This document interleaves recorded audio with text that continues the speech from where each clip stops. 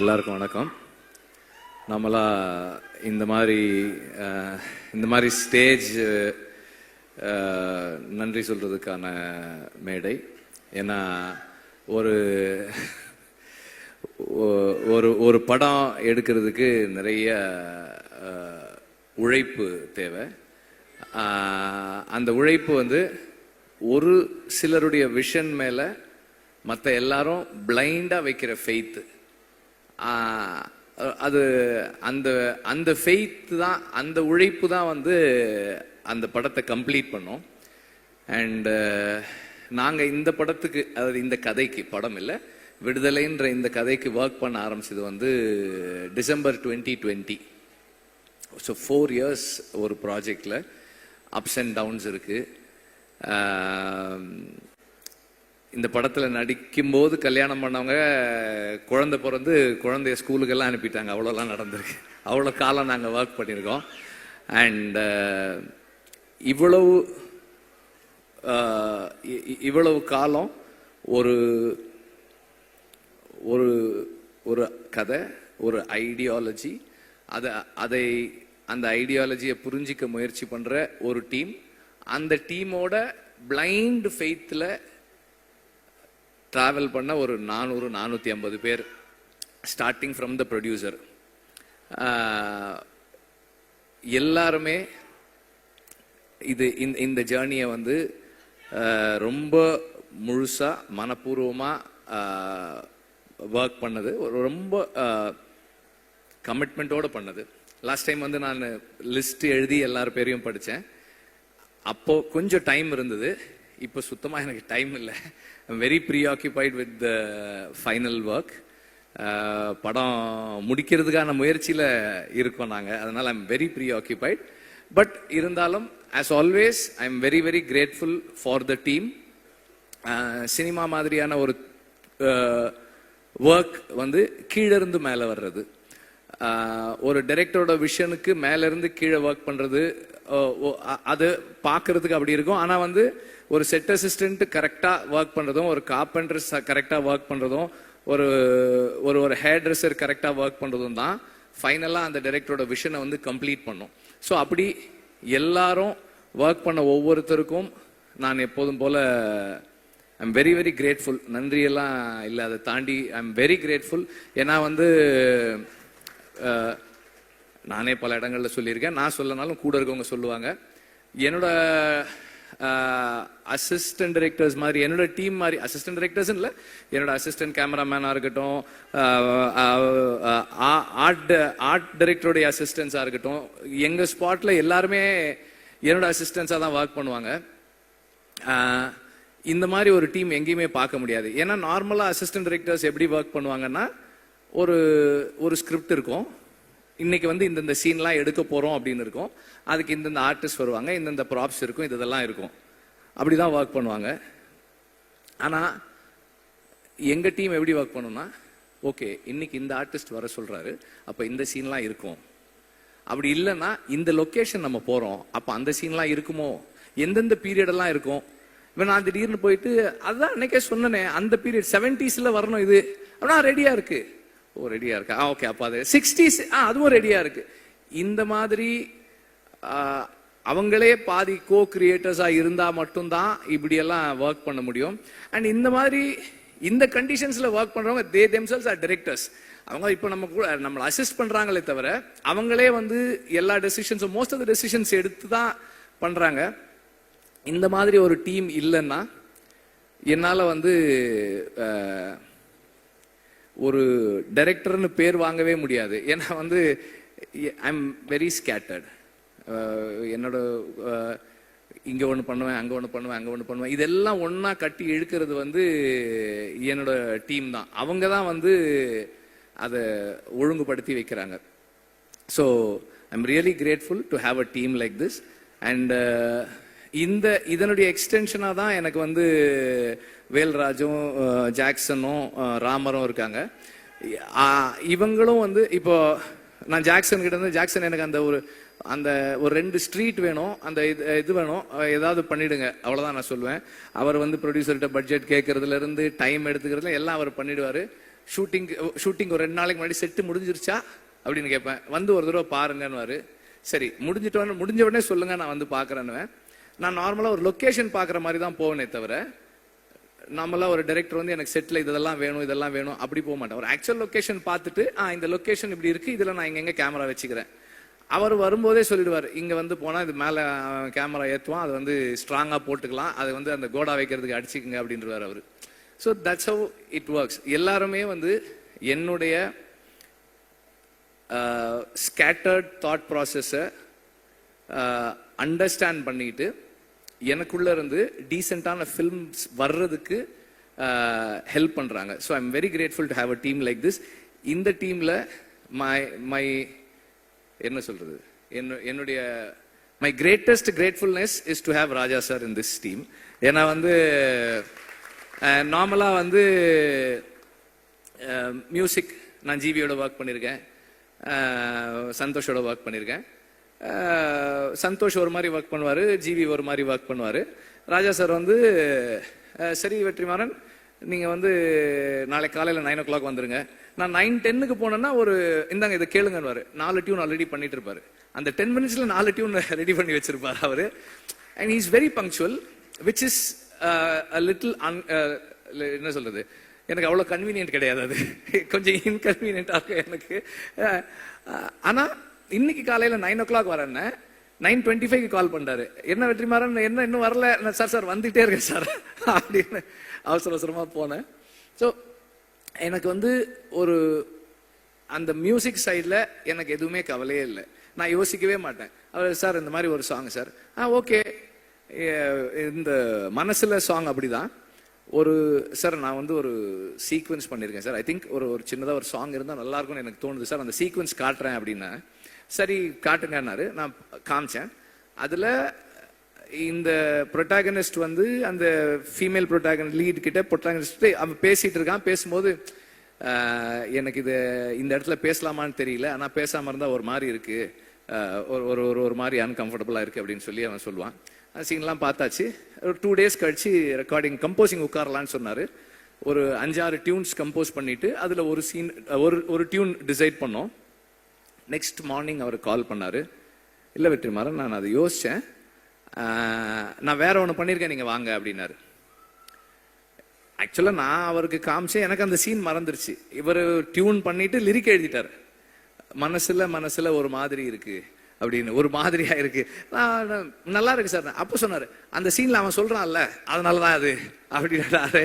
So அது எனக்கு வந்து ரொம்ப ஆச்சரியமா இருக்கும். நான் அசிஸ்டன்ட் டைரக்டரா ஒர்க் பண்ணும் போதே நோட் பண்ணியிருக்கேன். ராஜா சார் வந்து ரீல் ஒரு தடவை பார்ப்பாங்க, பார்த்துட்டு நோட்ஸ் எழுத போயிட்டு திரும்பி வந்து இன்ஜினியர்கிட்ட சொல்லுவாரு, அந்த 24வது அடி 14th ஃப்ரேம்ல இருந்து சிங்க் ஸ்டார்ட் பண்ணுங்கன்னு. கரெக்டா அங்கிருந்து வச்சா அந்த மியூசிக் கரெக்டா இருக்கும், அந்த சேஞ்ச் ஓவர் கரெக்டா இருக்கும். ஸோ அவ்வளோ மெமரியோட அவ்வளோ ஷார்ப்பா ஒர்க் பண்ணுவாரு. அதை நம்ம நேர்ல பார்க்கும்போது, பக்கத்துல இருந்து பார்க்கும்போது அந்த மைண்டை அண்டர்ஸ்டாண்ட் பண்றது வந்து it is a great experience அப்படிதான் சொல்லலாம். எனக்கு ரொம்ப அண்ட் எல்லாரும் சொன்னதோட எக்ஸ்டென்ஷனா ராஜா சார் பேசுறத, அவங்க எல்லாம் பேசுறத கேட்பாங்க. நான் அவருக்கு தெரியாம எப்போ போனாலும் இந்த கேமரா ஆன் பண்ணிட்டு அப்படியே வச்சுட்டே உட்காந்துட்டே இருப்பேன். எல்லாம் ரெக்கார்ட் பண்ணி வச்சிருக்கேன். ராஜா சார் வந்து கீபோர்ட்ல அந்த ஹார்மோனியம்ல உட்கார்ந்து அந்த டியூன் எப்படி வருதுன்றதெல்லாம் இருக்கு, எடுத்து வச்சிருக்கேன் நான். I really enjoy the privilege. I feel it's a privilege எனக்கு. அண்ட் அவர் வந்து எனக்கு நிறைய ஸ்பேஸ் கொடுக்குறாரு. இந்த சென்ஸ் பர்சனலா அவரோட இன்டராக்ட் பண்றதுக்கு, பேசுறதுக்கு, நமக்கு பிடிச்சதை சொல்றதுக்கு. அப்புறம் வந்து ராஜா சார் கிட்ட நான் பார்த்ததோட ஒரு விஷயம் என்னன்னா, நம்ம ஒரு சாங் பண்றோம், அந்த நேரம் நமக்கு அது கரெக்டா இருக்கு. அப்புறமா வந்து as we take long time to make the film, அந்த ப்ராசஸ்ல ஏதாவது மிஸ் ஆகும்போது, சார் இல்லை சார் எனக்கு வேற மாதிரி இருந்தா நல்லா, ஓகே அதை விட்டுரு, வேற பாட்டு பண்ணிக்கலாம். அவரோட ஒரே என்னன்னா, இந்த படம் இந்த டைரக்டர் அவங்க விஷன் என்ன, அதுக்கு நான் எப்படி கான்ட்ரிபியூட் பண்ண போறேன், what is my contribution to the film. அந்த personal like dislike ideology differences அதை பத்தி எல்லாம் அவர் கவலையே படுறது கிடையாது. I am here to do what you ask me to do. நீ சொல்லு, நான் செய்கிறேன், ஆனால் நீ கரெக்டாக சொல்லு. வாட் யூ வாண்ட் கிளியராக சொல்லு அப்படின்னு. நமக்கு கிளாரிட்டி இருக்காது, பாபான்னு. ஆனாலும் அவர் வந்து சரி, ஹி கிவ்ஸ் த டைம். சரி, உனக்கு என்ன வேணும், எப்படி வேணும், ஓகே, எஸ், ஃபைன். இப்படி இந்த ஜேர்னியில் ஒரு 15-20 டியூன் ராஜா சார் பண்ணுற டியூன் நான் கேட்டிருக்கேன். அவர் எவ்வளோ ஃபாஸ்ட்டாக பண்ணுறாரு. அந்த ஃபாஸ்ட்டாக பண்ணுறதுன்றது ஒரு பெரிய இது இல்லைன்னு தான் நான் நினைக்கிறேன். ஏன்னா அது என்னவா மாறுது. இப்போ இந்த சாங் இப்போ கேட்கும்போது நம்ம நார்மலாக நோட்டீஸே பண்ண மாட்டோம். நம்ம நார்மலாக, அதாவது மியூசிக்கலாக ட்ரெயின் ஆகாத ஆட்கள் நோட்டீஸே பண்ணாமல் விடக்கூடிய ஒரு சின்ன சைம் எங்கேயோ கேட்குது, ஒரு சின்னதாக ஒரு பெல் சவுண்டு கேட்குது. இதெல்லாம் வந்து அது எப்படி அந்த இடத்துல வைக்கிறாரு, அந்த சவுண்டு நமக்கு எப்படி கேட்குது, இதெல்லாமே வந்து ஒரு பெரிய ஆச்சரியம் தான். அவ்வளோ சாங் இருக்கு, மற்ற மியூசிக் இருக்கு, வாய்ஸ் இருக்கு, அதுக்கு நடுவில் அந்த சாங், இந்த சவுண்ட் இந்த இடத்துல வச்சா கேட்கணும்லாம் ஒரு டிசைட் பண்ணி ஒன்று ஃபைனலாக ஒன்று கொடுக்குறாரு இல்லையா. அதுதான் அந்த என்ன சொல்றது, மியூசிக்கல், அந்த ஜீனியஸ் மியூசிக்கல் மைண்டு. அதை பக்கத்துல இருந்து பார்க்கறது எனக்கு ரொம்ப சந்தோஷம். இதுல இந்த படத்துல 4 சாங்ஸ், 4மே 4 விதமான சாங்ஸ். ஸோ ஒரு இந்த ஜேர்னியில எனக்கு ராஜா சாரோட இருந்து அவரோட இன்ட்ராக்ட் பண்றதுக்கான ஆப்பர்ச்சுனிட்டின்றது என்னுடைய லைஃப்ல, பர்சனல் லைஃப்ல என்ன நான் இம்ப்ரூவ் பண்ணிக்கிறதுக்கான ஒரு பெரிய கிஃப்டாக தான் நான் பார்க்குறேன். அதை என்ன எல்லா விதத்துலேயும் வந்து இம்ப்ரூவ் பண்ணிக்கிறதுக்கான ஒரு பாசிபிலிட்டி அது. அண்ட் ஆக்டர்ஸ் அண்ட் டெக்னீஷியன்ஸ், இப்போ எனக்கு வந்து இந்த படத்தில் பல இடங்களில் சொன்னாலும் திரும்ப சொல்கிறேன், 8 நாள் வாங்க அப்படின்னு ஷூட்டிங் கூட்டு போனேன் சேதுவை. இந்த செகண்ட் பார்ட் அன்னைக்கு ஷூட்டிங் முடிக்கும் போது எவ்வளோ நாள் ஆச்சு, ஃபர்ஸ்ட் பார்ட் செகண்ட் பார்ட் ரெண்டும் சேர்த்துன்னு கேட்டேன். 257 days அப்படின்னு சொன்னாங்க. அதில் வந்து சேது எப்படியும் ஒரு 120 days குறைஞ்சது நடிச்சிருப்பாரு. அந்த பேஷன்ஸுக்கு I am very grateful, thank you. Soori வந்து அதை விட அதிகமாக தான் நடிச்சிருப்பாரு. எல்லாருமே வந்து இப்போ ஷூட்டிங் இருக்கோ இல்லையோ இந்த படத்து கூடவே டிராவல் பண்ண நடிகர்கள் நிறைய பேர். அப்புறம் அசிஸ்டன்ட் டைரக்டர்ஸ் கேட்டால் சொல்லுவாங்க, எங்கள் டீமில் வந்து ஒரு 2-3 பேர் வந்து தோழர்னு கூப்பிட்டு பழகின ஆட்கள். இன்னைக்கு வந்து எல்லாரையுமே தோழர்னு தான் கூப்பிடுறாங்க. அவ்வளோ பெரிய ஒரு இங்கே ஒரு ஃப்ரெட்டர்னிட்டி உருவாயிருக்கு இவ்வளோ நாள் நாங்கள் ஒர்க் பண்ணதில். அண்ட் சேதுவோடைய கமிட்மெண்ட் அண்ட்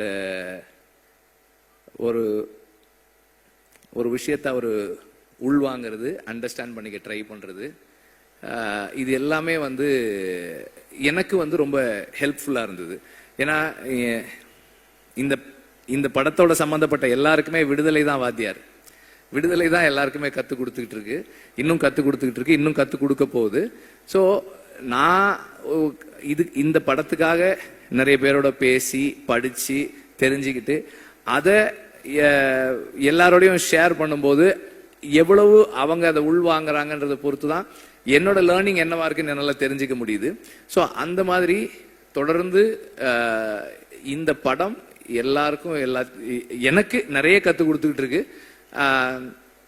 இன்னும் படம் ஃபைனல் ஸ்டேஜஸ்ல இருக்கு, முடிக்கிறதுக்காக ஒர்க் பண்ணிட்டு இருக்கோம். அது முடியும் போது இன்னும் நிறைய கற்றுக்கிட்டு இருந்திருப்போம்னு நான் நம்புறேன். அண்ட் இந்த மியூசிக் ஸ்டேஜ்ன்றதால எக்ஸ்ட்ராவா ஒன்று என்ன சொல்ல விரும்புறேன்னா, நான் வந்து இந்த படத்தோட பேக்ரவுண்ட் ஸ்கோர் செஷன்ஸை பார்க்கறதுக்கு ரொம்ப எக்ஸைட்டடாக வெயிட் பண்ணிட்டு இருக்கேன். ராஜா சார் வந்து அதை எப்படி என்ன பண்ண போறாங்க அப்படின்னு பார்க்கறதுக்கு ரொம்ப ஆர்வமாக இருக்கேன். சீக்கிரம் வரேன் சார், ரீல் எடுத்துட்டு வரேன் சார், சீக்கிரம் வரேன். அண்ட் நம்பர் ஆஃப் டேஸ் கேட்கும் போதே வந்து தெரியும் எவ்வளோ சேலஞ்சிங்கானதுன்னு. 257 நாள் ஷூட்டிங்கு. அதுவும் கூட அன்னைக்கு கூட எப்படி முடிச்சேன்னா, வேற வழி இல்லை. அதனால ஷூட் பண்றதை நிறுத்திக்கிறேன்னு தான் சொன்னேனே தவிர ஷூட்டிங்கை முடிக்கிறேன்னு சொல்லலை. ஏன்னா முடியல, இன்னும் கொஞ்சம் பாக்கி இருக்கு. பட் எனிவே இவ்வளவு நாள் எல்லாருக்கும் வெறும் டைம் மட்டும்தான். ப்ரொடியூசருக்கு டைமு, பணம், இன்ட்ரெஸ்ட் எல்லாமும் சேர்ந்துருக்கு. அதோட சேர்ந்து அவரும் வந்து இந்த படத்தின் மூலமா லேர்ன் பண்ணி அவர் பர்சனல் லைஃப்லயும் நிறைய சேஞ்சஸ் பண்ணிக்கிட்டு இந்த படத்தோடவே தொடர்ந்து கூட இருக்காரு. And last but not the least, I need to thank the family. என்னோட பசங்க பூந்தென்றல், கதிரவன் அண்ட் ஆர்த்தி, அப்புறம் அம்மா, அக்கா, அவங்க 2 பேர் இங்கே இருக்காங்க. அவங்களுக்கு அப்புறம் என்னுடைய all the friends, again my team, எல்லாருக்கும் என்னுடைய நன்றியை தெரிவிச்சுக்கிறேன். நீங்க எல்லாம் யாருமே பேசல மஞ்சு வாரியரை பத்தி. அவங்க இல்லாததால நம்ம யாரும் பேசவே இல்லை. அவங்களையும் அந்த மாதிரி தான் கூப்பிட்டேன். சும்மா ஒரு கெஸ்ட் ரோலு ஒரு 3 நாள் வரீங்களான்னு தான் கூப்பிட்டேன். ஓகே, நாங்க 3 சீன் சொன்னேன்னு நினைக்கிறேன். 3 சீன் சொன்னேன். இப்போ 2 பாட்டு இருக்கு அவங்களுக்கு படத்துல வந்து she plays a very important role. அவங்களோட அசுரனுக்கு அப்புறம் அவங்களோட ஒர்க் பண்றோம். இந்த commitment again she brings in. அந்த ஒரு கேரக்டருக்கு அவங்க கொடுக்குற லைஃப், அதுவும் வந்து ரொம்ப ஸ்பெஷலானது. இந்த ரோல் வந்து உண்மையிலேயே வந்து ஒரு ஸ்பெஷலான ரோல் தான் அது.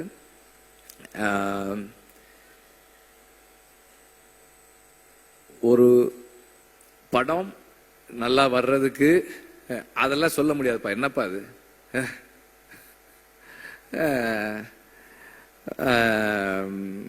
அவர் என்னுடைய நண்பர். அவர் ஒரு கம்பெனி வச்சிருக்காரு. அது என்ன கம்பெனி அது? இந்தியன் ஏதோ சேஃப்டி கம்பெனி, ஒரு கம்பெனி, இந்தியன் சினிமா சேஃப்டி கம்பெனின்னு ஏதோ ஒரு கம்பெனி வச்சிருக்காரு அவரு. எங்க படத்துல வந்து இந்த காட்டுல ஷூட்டிங் பண்ணும்போதெல்லாம் அவங்க வந்து அந்த சேஃப்டிக்காக ஒர்க் பண்ணாங்க, அந்த க்ரூ மெம்பர்ஸோட சேஃப்டிக்கு. அதை பத்தி சொல்றாரு அவர்.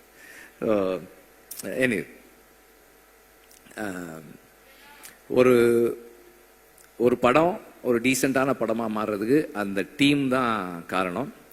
அண்ட் அந்த டீம்ல வந்து திரும்ப ரிப்பீட் பண்றேன், assistant directors, assistant cameraman and art department assistant, managers, production assistants, எல்லாருமே வந்து அதுல இருக்கிறவங்க.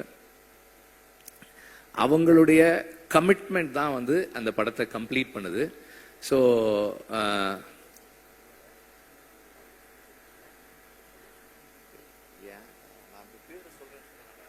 நான் தான் யார் பேரும் சொல்லன்னு சொல்லிட்டேனடா. ஏன்டா எல்லாரும் டீம்னா எல்லாரும் தானடா, எல்லாரும் தானடா.